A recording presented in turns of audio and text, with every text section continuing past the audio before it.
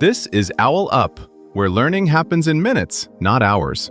For a deeper journey, explore all our courses at owlup.co. Now, let's dive in.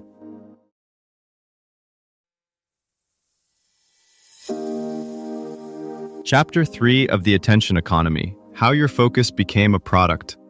The Business of Attention, Who Profits and How. In this chapter, you'll learn, explain how companies monetize attention. Let's dive in. Right now, two companies quietly earn more ad money each year than many countries produce in goods and services. As you scroll, tap, and watch, a silent auction is unfolding around your attention without you ever raising a paddle or seeing the price. In this episode, we follow the money. Last time, we focused on how your focus gets captured. Now we'll ask a more uncomfortable question. Who cashes the checks when you stay glued to a feed for just one more scroll?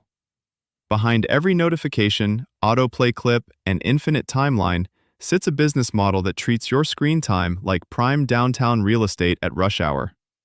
Alphabet and Meta collect rent by the millisecond, subletting tiny slices of your field of view to advertisers who are charged only when you look, pause, or click. Smaller companies, game makers, news sites, solo creators, compete for a corner in that crowded street, then resell your gaze as ad slots, sponsorship reads, or premium experiences with fewer interruptions. We'll unravel how this layered marketplace turns your everyday habits into someone else's primary revenue stream. On the surface, it feels like you're just choosing what to watch, read, or play. Underneath, software is doing accounting.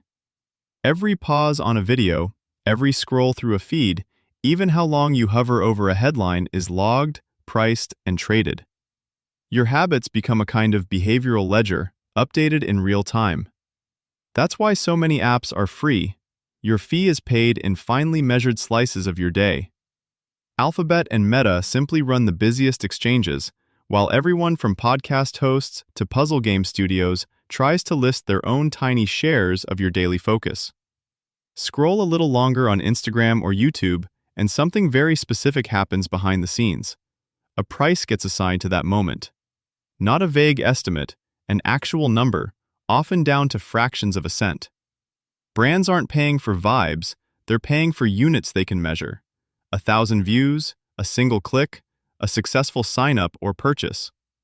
On Meta's apps, for example, 1,000 impressions might run around $14 on average. That's just the starting point. The cost jumps if you're in a wealthy city, browsing luxury fashion, or shopping for flights.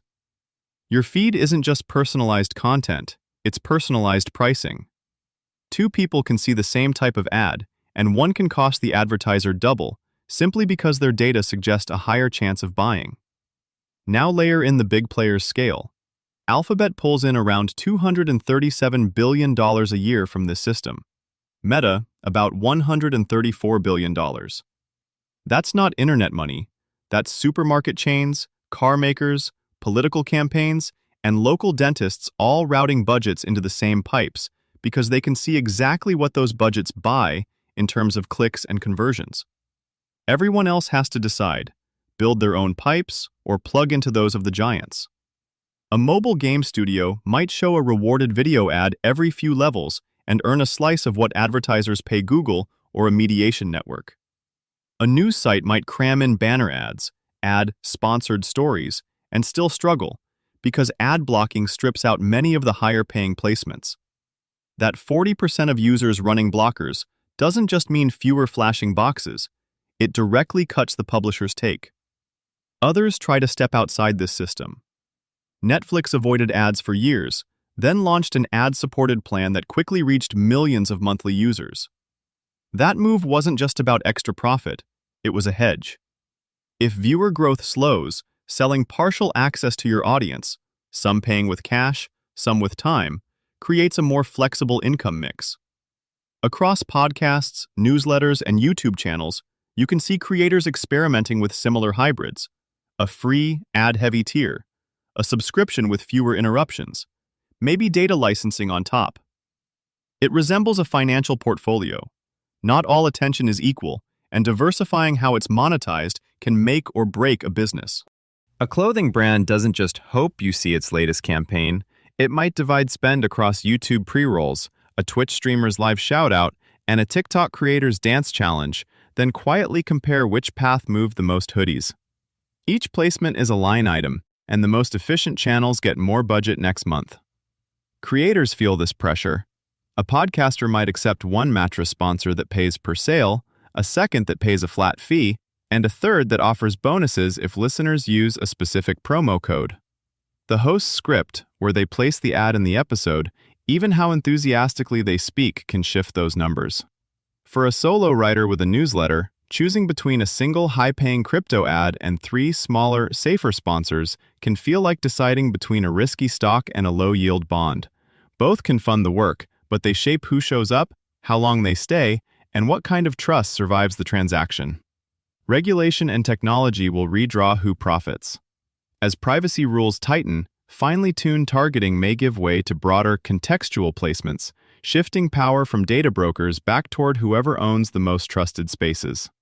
Generative AI will flood feeds with cheap, tailored content, like a factory churning out bespoke billboards, potentially driving prices down. Meanwhile, wearables and AR could turn every glance, gesture, and pause into a monetizable slot, raising new questions about consent and mental clutter. As this trade in focus spreads to watches, cars, even classrooms, you're no longer just online. You're surrounded by meters quietly ticking up value. The open question is whether we accept being priced like billboard space or start treating our own attention more like a scarce savings account, choosing when to spend, when to save, and when to walk away. Before next week, ask yourself, 1. If my attention is the product, which 2 to 3 apps, shows, or newsletters are currently profiting from it the most, and do they deserve that much of my mental real estate? 2. Looking at just tomorrow, where could I deliberately spend 30 minutes of attention on something that pays me back? Learning, depth work, real connection, instead of padding someone else's ad metrics. 3. If I treated my attention like a limited budget, what's one specific subscription I'd cancel this week? A creator, notification stream, or recommended feed? And what would I invest those reclaimed minutes in instead? This was OwlUp, your daily step forward. To keep learning with structured courses and more insights, go to owlup.co. Until tomorrow!